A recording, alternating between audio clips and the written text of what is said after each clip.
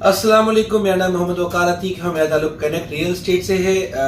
Election से पहले हालात इकोनॉमिकली स्टेबल थे और हमें ऐसा लगता था कि ऐसे ही मामला चलते रहेंगे और फिर इलेक्शंस के फौरन बाद जो भी हुकूमत आएगी उससे इकोनॉमी संभलेगी नहीं, डॉलर में फिर दोबारा से कोई तब्दीली आएगी और फिर अनस्टेबल कंडीशन होगी। लेकिन अब तक की जो सूरत हाल है वो उसके बरक्स है।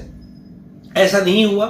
वही स्टेबिलिटी की जो है वो इकोनॉमिकल कंडीशन जो है वो कंटिन्यू होती जा रही है और जो रेट डॉलर का पहले था आज भी वही रेट है कमोबेश। अब आगे जाके अगर इसी तरह से हुकूमत कंटिन्यू रहती है तो और हमारा अगर डॉलर स्टेबल रहता है तो उससे बहुत ज्यादा फर्क पड़ेगा, क्योंकि एक्सपोर्टर्स अपना माल बनाने में उनको आसानी होगी, रेट की चेंजेस नहीं होंगी, गैस के रेट, पेट्रोल के रेट, बिजली के रेट नहीं बढ़ेंगे। तो और जो ओवरसीज बाहर रहते हैं वो बजाय सिर्फ जरूरत के जो उन्होंने आज नहीं तो कल अपनी कोई ना कोई एक प्रॉपर्टी तो बनानी ही बनानी है, वो प्रॉपर्टी वो बनाने में कोई देर नहीं करेंगे क्योंकि मार्केट ऑलरेडी 30 से 40% डाउन है। और पैसा ऐसी चीज है कि किसी के भी हाथ में हो ना वो खर्च हो जाती है। और जिन रेटों में डीएचटी कराची या बेडों कराची में प्लॉट आते हैं वो बाहर के मुल्कों के लिहाज से उस रकम की कोई वैल्यू नहीं है।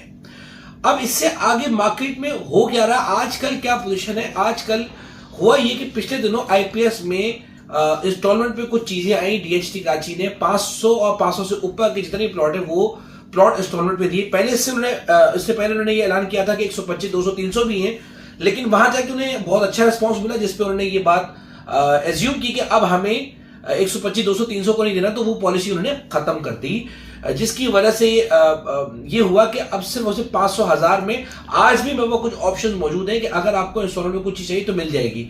तकरीबन 135 से 40 के करीब प्लॉट बिके हैं 3 से 4 दिनों में, जो कि मेरे लिहाज से बहुत बड़ा नंबर है। इसमें कमर्शियली बिके हैं 500 गज के और 1000 गज में तो बहुत ही अच्छा रिस्पॉन्स रहा क्योंकि बहुत क्लियर और साफ होते थे, कॉर्नर के प्लॉट्स अवेलेबल थे 7C में, 5D में।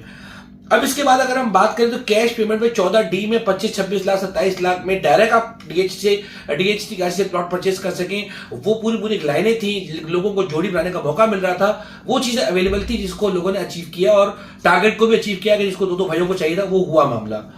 अब ये सारी चीजें बताने का मकसद मेरा ये कि लोगों के पास यहाँ पैसा भरपूर है, सिर्फ और सिर्फ इकोनॉमिकल कंडीशन को स्टेबल होता हुआ देखना चाहते हैं। वो जैसी स्टेबल होगा, जिसने अपनी जिंदगी का पहला प्लॉट बनाना है वो लेगा ही लेगा। जैसे मैंने एक प्लॉट बेचा है अपनी पार्टी को 3A का, उसने कहा वकारी मुझे कोई फर्क ही नहीं पड़ता, मुझे मेरा कारोबार इस 1 करोड़ से क्या कमा के देगा, मुझे फर्क ही नहीं पड़ता कि ये 1 करोड़ रुपए मैं बैंक में रखूंगा तो क्या कमा के दूंगा, कोई और चीज ले लूं तो क्या रिटर्न आएगा, मुझे अपनी जिंदगी का एक मकान बनाना है 500 गज का, उसके लिए मैं प्रॉपर्टी ले लगा हूं, मुझे नफे नुकसान के लिए प्रॉपर्टी चाहिए ही नहीं।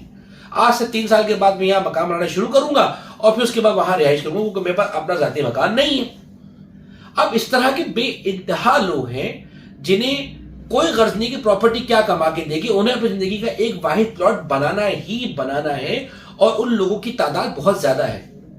और वो लोग आज डीएचए कराची में फेज 8 में भी परचेजिंग कर रहे हैं क्योंकि वो आज के वक्त के लिहाज से सबसे सस्ते तरीन प्लॉट है।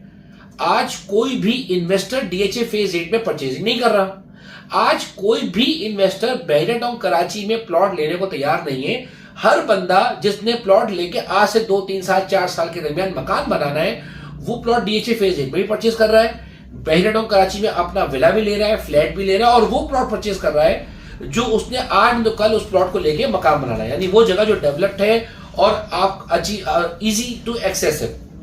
इसके साथ अगर हम डीएचटी कराची की बात करें तो वहां वो लोग परचेज कर रहे हैं जिनकी जिंदगी का पहला प्लॉट तो बनाना ही बनाना है। और ऐसे बहुत से इन्वेस्टर्स हैं जो मनी एक्सप्रेस से और शौकत खानम को टारगेट करके मिनिमम 4-5 साल को टारगेट कर रहे हैं। तो ये बायर आज मौजूद है और इसमें कोई कमी बेशी नहीं आई है। इससे पहले जो कमी बेशी आनी थी वो ऑलरेडी आ चुकी। अब एक और मंजिल मार्केट में दिया जाता है कि भाई जनाब इंटरेस्ट रेट इस साल नीचे आएगा, 2-3 महीने नीचे आएगा। ये मैं 3-4 महीने से 6 महीने सुनता आ रहा हूं और देखा जाए तो मैं थक भी चुका हूं।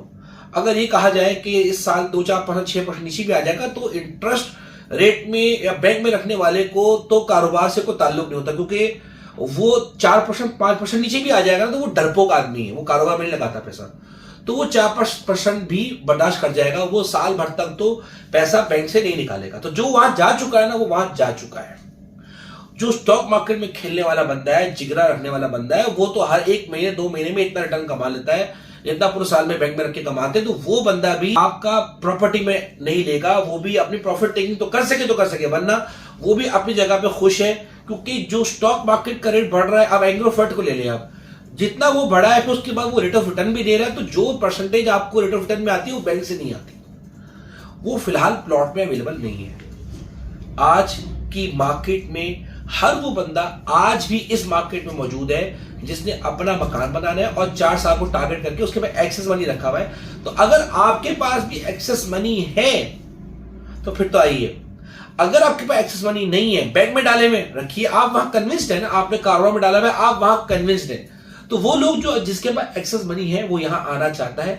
आज एक बेहतरीन मौका है, आप अपनी तैयारी करके रखिए।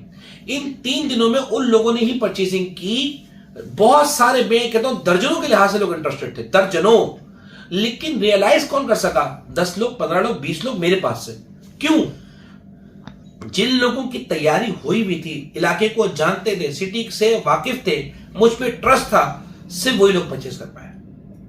बाकी सब लोग नॉलेज सीख करने में लगे रहे और कुछ भी परचेज नहीं कर सके, और ये वो अपॉर्चुनिटी अपने हाथ से मिस कर गए। तो आज ये बेहतरीन टाइम है, आपने मुझ पे ट्रस्ट करना है, चीजों को समझना है, मौके की निस्बत को देखना है और सही टाइम पे जाके परचेज करना है। तो तैयारी आज से शुरू करें। जज़ाकल्लाह।